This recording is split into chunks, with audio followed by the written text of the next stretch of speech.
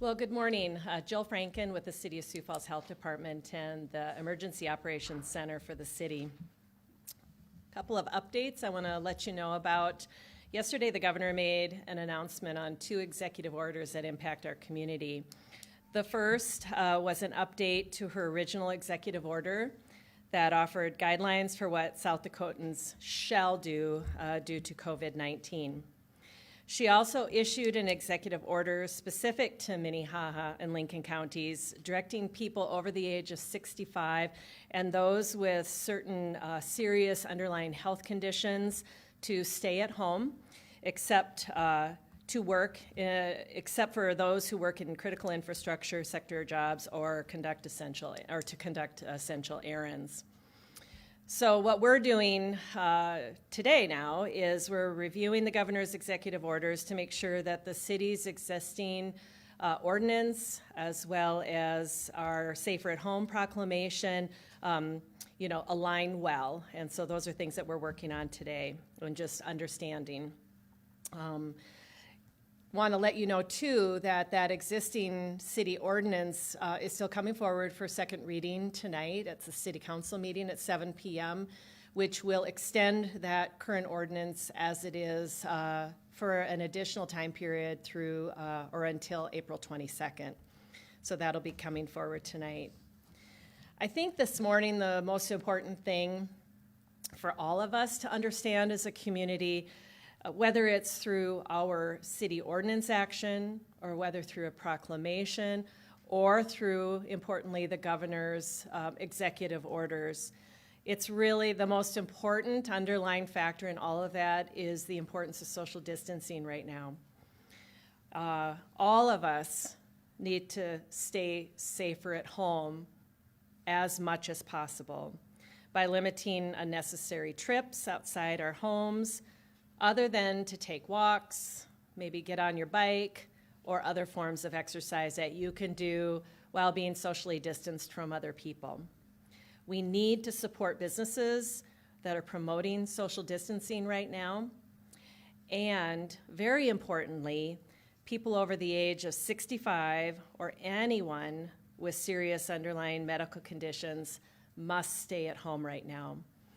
Those are the most important things that I want to convey this morning, is that all of these, whether they're orders or proclamations or ordinance, all have that theme. We've been saying it over and over, is that we need to be staying at home right now. There's clear evidence that that is happening. You know, for my own personal example of that, if I am getting my groceries and I am waiting for my pickup of my groceries, I see far fewer cars in the parking lot than I did even a few days ago, or the last time I picked up my groceries. And so I think it's that kind of evidence that I'm seeing, along with things that we're monitoring, like traffic counts and things of that nature, that are telling us that people are doing the right thing. We just need you all to do even more of that right now. So as absolutely much as possible in the days and few weeks to come, we need you to continue that effort so we can continue to mitigate the spread and dampen that curve of cases in our community. So that's my main message for today. It's a message that you've continued to hear often, but it cannot be said enough right now. So thank you. Questions? Well, first of all, I'm starting to see people with masks. Mm-hmm. Are you seeing this, and is this encouraged? Yes, we are starting to see people wearing, cloth face coverings. Certainly masks are being worn moment by moment in our healthcare, with our healthcare folks. And whether they're surgical masks or other kinds of masks, yes. But for the general public, those cloth coverings, face coverings, whether it's something you make or you're taking a scarf and covering your face, those are things that the CDC has put some guidance out on and are being recommended. And we actually included that in our proclamation, the mayor's proclamation. One last question. The mayor talked about weather. The nicer the weather, the more people are outside. But are you concerned about golf? What do you want golfers to know? Sure. Foursomes, bad idea, or you want people in twosomes, or what? Sure. The question is really around, these various outdoor activities, and golf being one in particular.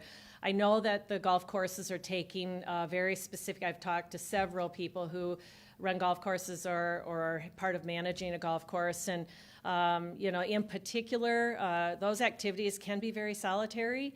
And given the right set of measures that are taken place to socially distance while you're doing those kind of activities, it's certainly very possible. I know, for example, that they're requiring single people to take a golf cart, so you can't have two people on a golf cart. That they're recommending not coming into the clubhouse, but rather doing your transaction online to pay for your round, for example. Those are the kinds of things that we would hope to see so that people can still engage in an activity and be outside. That is so important for us as people in Sioux Falls or South Dakotans to be able to, this is springtime and this is when we start getting out, right, and getting outside. And so we want people to do that. It's so important for our mental well-being, but it's so important that we are not doing it, in groups of people. And so if you're engaging in, 2 to 4 people golfing, just make sure you're socially isolating yourself throughout the round. And that's very easy to do if you're all on a golf cart or walking your clubs down the fairway. That's the same as for biking. If you're out biking on the bike trail, stay apart from each other. Make sure you're giving plenty of clearance for someone who's walking on the bike trail, as well as you as a walker giving clearance to the bikers when they're on the bike trail.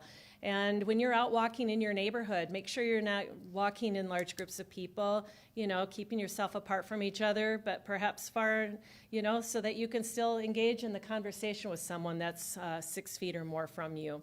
And so those are the things that we need to make sure we're abiding by, and then avoiding groups of no more than 10 people. That's really important right now, and making sure that you're maintaining that 6-foot distance when you do engage in any activities that are more than just a couple of people. So those to answer your question. All right, thank you, everybody. Stay safe today.